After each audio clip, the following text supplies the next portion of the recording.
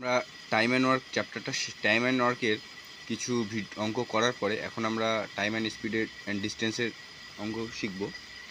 এখানে first type আমরা দেখব, বলেছে যে if Minu covers a certain journey at 45% of his usual speeds, মানে মিনু যা নর্মাল টাইমে যায় তার থেকে মিনু আজ সে ধীরে যাচ্ছে, মানে তার স্পিডের 45% করে দিয়েছে।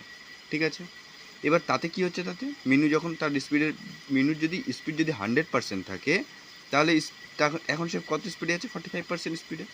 ঠিক আছে, তাহলে কি হচ্ছে, he reaches the destination late by 22 minute, ফলে তার কি হচ্ছে, দেরি হয়ে যাচ্ছে 22 মিনিট। মিনু 22 মিনিট তাহলে দেরিতে যাচ্ছে।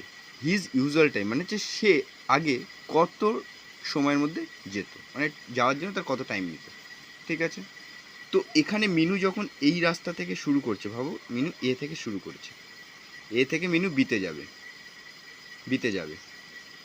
আগের দিন যাচ্ছিল মনে করো যে 1 ঘন্টায়, তখন একটা নর্মাল স্পিডে যাচ্ছিল। আজ মিনু কি করেছে, আজ মিনু দেরি করছে, মানে আজ মিনু একটু তার হাঁটার গতিবেগ অনেক কমিয়ে দিয়েছে।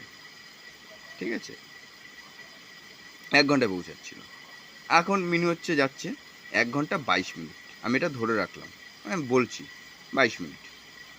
তো তাহলে আমার কিন্তু ডিস্টেন্সটা কিন্তু সেম, ডিস্টেন্স কিন্তু মিনু চেঞ্জ করছে না, ডিস্টেন্স যা ছিল সেমই আছে। এবার ডিস্টেন্স যখন সেম থাকবে তখন আমরা কী করবো, 45% মানে হচ্ছে, আমরা 45% মানে কী লিখতে পারি,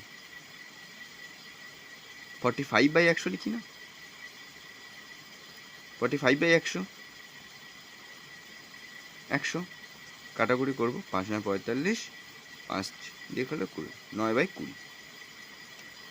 ঠিক আছে, তো আগে মিনু কত স্পিডে যাচ্ছিল, 20-তে, এইটা আগে যাচ্ছিল। এখন মিনুর কমে গেছে, এটা ওল্ড ছিল, আমি ওল্ড, আগে মিনু এই স্পিডে যাচ্ছিল, আগে মিনু এই গতিবেগে যাচ্ছিল,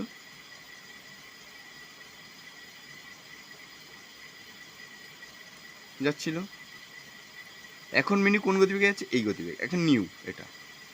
তাহলে এদের ডিফারেন্সটা কি হবে, মানে এই যে এদের ডিফারেন্সটা হবে 20-9 মানে 11। এই 11 তো এদের আগে ডিফারেন্সটা হলো, মানে গতিবেগটা কমলো 11 ইউনিট। এবার 11 ইউনিটের জন্য কত ব্যবধান হচ্ছে, আমার 22 মিনিটের ব্যবধান হচ্ছে। এই 11 ইউনিটের জন্য আমার কত ব্যবধান হচ্ছে, 22 মিনিটের ব্যবধান হচ্ছে। তো আমি সঙ্গে সঙ্গে লিখতে পারি 11 ইউনিট = 22। তো 1 ইউনিট = কী হবে, তো 2 হয়ে গেল। বুঝতে পেরেছো?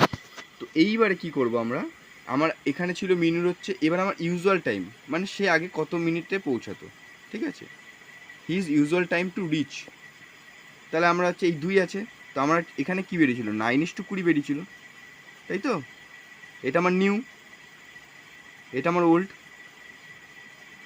এটা কি স্পিড, তো তাহলে টাইম কোনটা হবে, টাইম আমরা কি করব, টাইমের ক্ষেত্রে এইটাকে আমরা এখানে নিয়ে চলে আসবো, আর এটাকে আমরা এখানে নিয়ে চলে যাবো, তাই না। তো আগে আমরা মিনু কত টাইম নিচ্ছিল, এখন আগে মিনু টাইম নিচ্ছিল, এখানে টাইম বলেছে, তো আমি 9কে দিয়ে 2 গুণ করে দেবো, 9 গুণ 2 18 মিনিট টাইম নিচ্ছিল। তো এখন মিনু কত, যখন মিনু হচ্ছে দেরি করে পৌঁছাচ্ছে তখন মিনু কত টাইম নেবে, তো এটা হচ্ছে 20কে দিয়ে 2 গুণ করে দেবো, 40। কোনো অবজেকশন থাকলে কমেন্ট বক্সে জানাবে।